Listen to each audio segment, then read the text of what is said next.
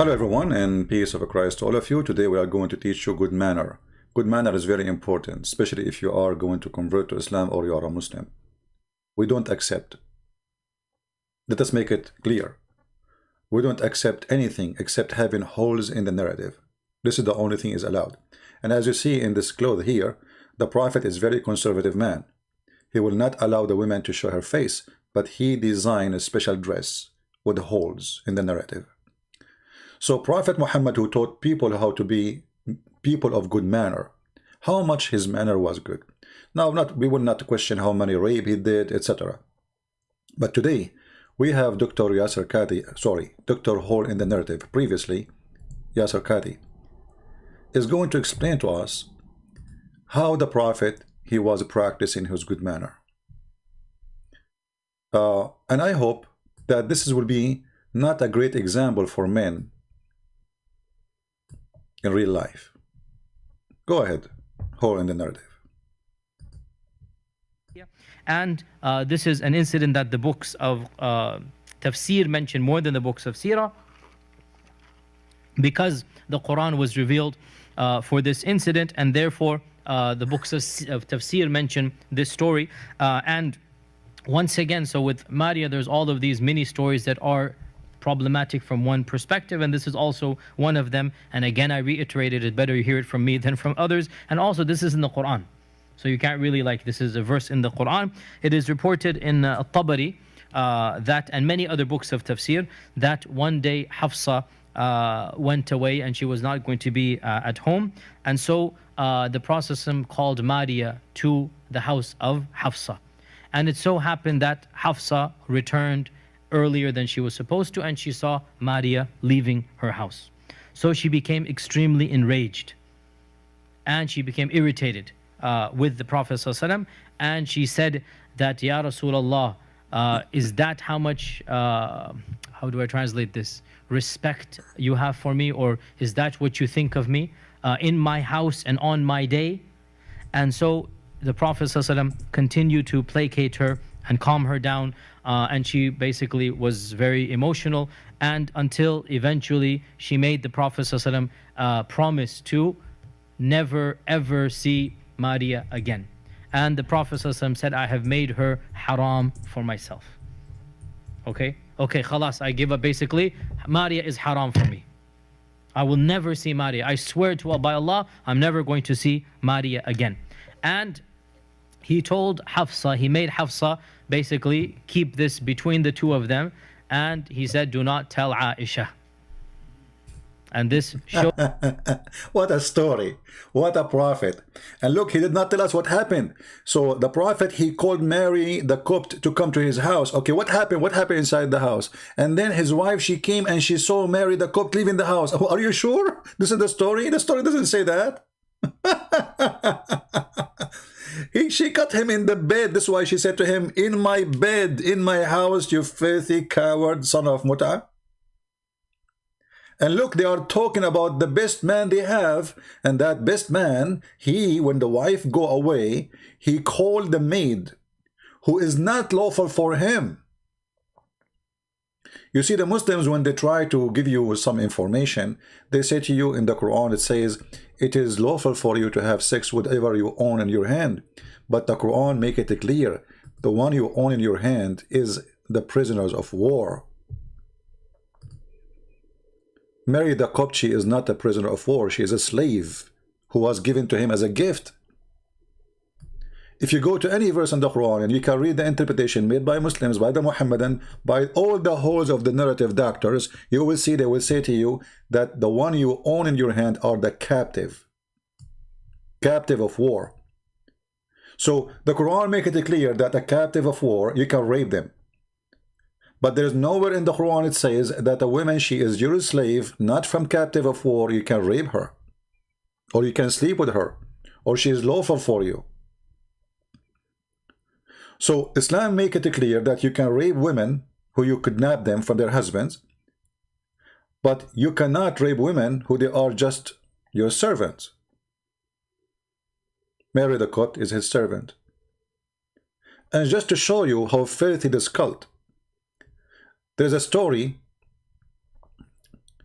about a woman. I posted the hadith reference. This is like not only one hadith in the video info. You can click and you can open them.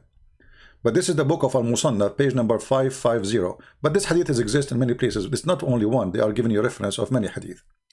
About a Muslim woman, she did marry. She marry, not sleep. She wanted to marry, not to sleep with the guy. Remember, with a slave she owned. The Caliphate Umar, he did beat the hell of her, and he killed her, according to some reference. وَأَقَامَ عَلَيْهَا الْحَدِّ. Some they say because she is single, he did only give her 100 whip. So look at this filthy. I'm going to click translate to English. Let's see how we translate. I think we have to click here. All right. So look how filthy this religion is. Muhammad, he can sleep with the maid who is not a slave, and she is not married to him. A woman, a Muslim woman, she cannot sleep with her slave even if she is going to marry him. And actually she cannot marry a slave. Do you see how filthy this cult is?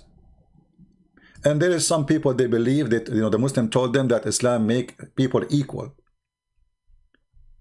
Abu Bakr told us that Muhammad, etc., blah, blah, blah, blah, from, okay? That a woman, she have servant get married from her. And it was said to her, this is a translation in Google, as you know, and said, you know, I mean, translation is very horrible here. And she said, well, you know, isn't it the Quran says it is lawful for you to have relationship with your hand own processed, or, you know, the one you own them by your hand? They took her to the Caliphate, Umar, and Umar, he said to her, how you do that? Who allow you to do that? And as a result of this, he did beat her 100 times. You cannot do that. A man, he can sleep with his slave. This woman, she is not even sleeping with the slave. She married the slave. Yet she cannot do that.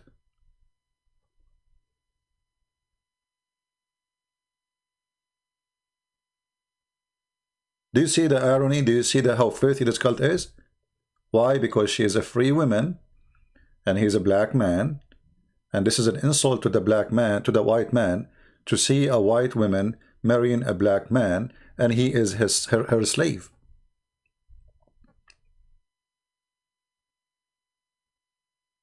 Now the translation here is not too much good, so I'm going to go to the Arabic page. It says here, عن بكر from Bakr, it says, تزوجت امرأة عبدها فقيل لها فقالت أليس الله يقول وما ملكت أيمانكم فهذا يملك يميني.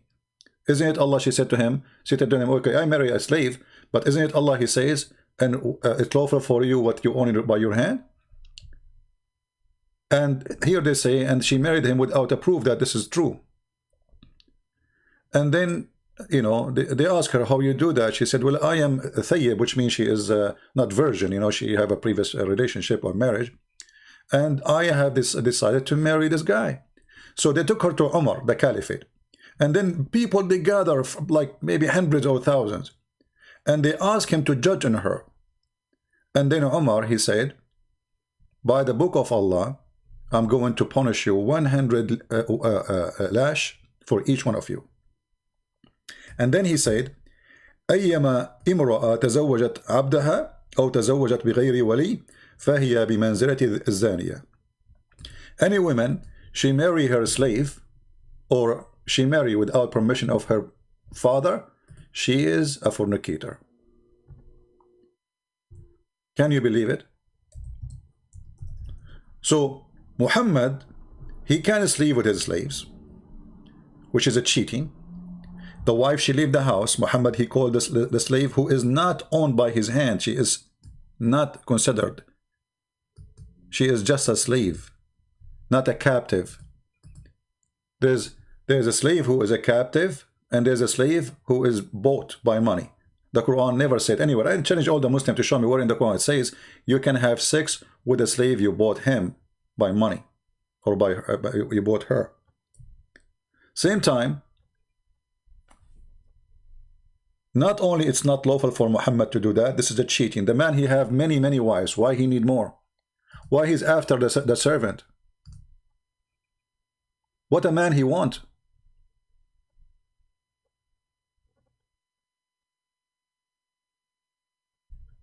I took this part here, the one I copy in the screen, and I took it to Google Translation. You can do the same. You know, this is the page, it's in the info.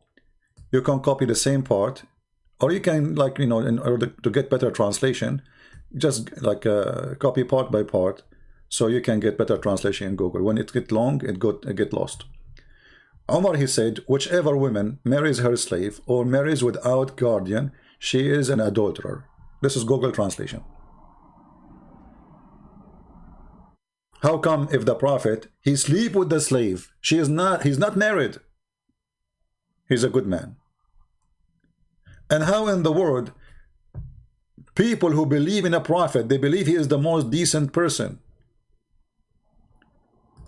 they think there's nothing wrong in this man asking the servant to come to the house so he can sleep with her as soon as the wife, she left the house. And this is an incident that the books of tafsir mention more than the books of seerah, because the Quran was revealed for this incident, and therefore the books of tafsir mention this story. And once again, so with Maria, there's all of these mini stories that are problematic from one perspective, and this is also one of them. And again, I reiterated, it better you hear it from me than from others. And also, this is in the Quran, so you can't really, like, you notice here, you better hear it from me than from others, because this is bad. This is our Prophet. We have a fornicator who speak against fornication. We have a fornicator who said that he's a prophet, and he is the one who stoned people to death for fornication. So the fornicator who practices fornication every day, he stoned you to death for fornication, but yet he practices it as a lifestyle. Like, this is a verse in the Quran. It is reported in Tabari that, and many other books of tafsir, that one day Hafsa went away and she was not going to be at home, and so the Prophet called Maria to the house of Hafsa, and it so happened that Hafsa returned. It so happened, Hafsa, how dare you? I mean, he did not, you know, I mean, wait until he, you know, she's done and she go. And you see here, the coward, he did not say what happened. I mean, okay, she called her to the house to do what? To clean the house, to make coffee. They are ashamed of their Prophet. They are ashamed of the story. And now he's trying to cover the story because it's there anyway. We are talking about it. He's not saying, he said, you know, you better hear it from me. They heard it from us before you, you coward. We force you to talk about it. The same as the holes of the narrative.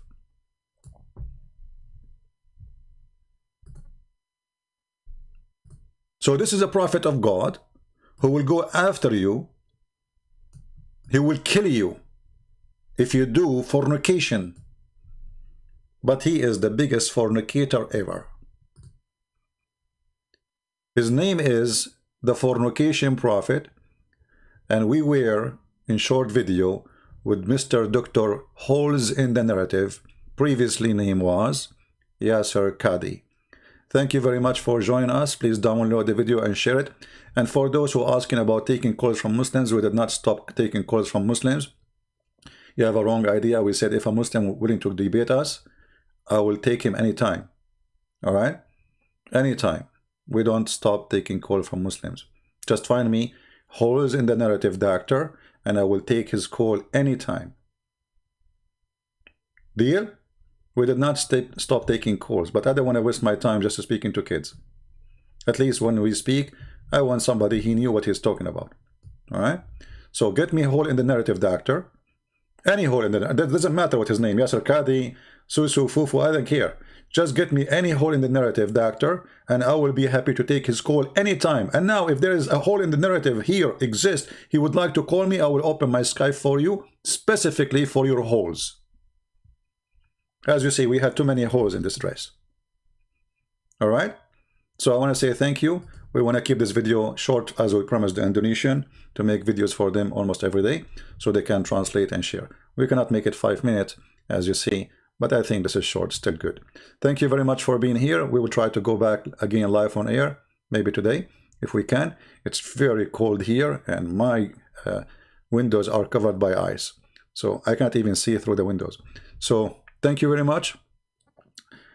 I don't want to have holes in the narrative of my windows. It's cold already. And the Prophet is a decent man.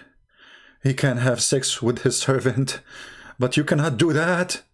And if the woman, she wanna do that, we are going to kill her, or we are going to whip her, because a woman, she cannot do that. This is not decent. It's decent for the man to do that, but it's not decent for the women to do that. Do you see the double standard of this filthy cult? Do you see how garbage this man is? May Allah bless your holes, and may Allah bless the narrative of the Prophet. For the blessing of Allah is holes of the narratives. See you, and take care. God bless.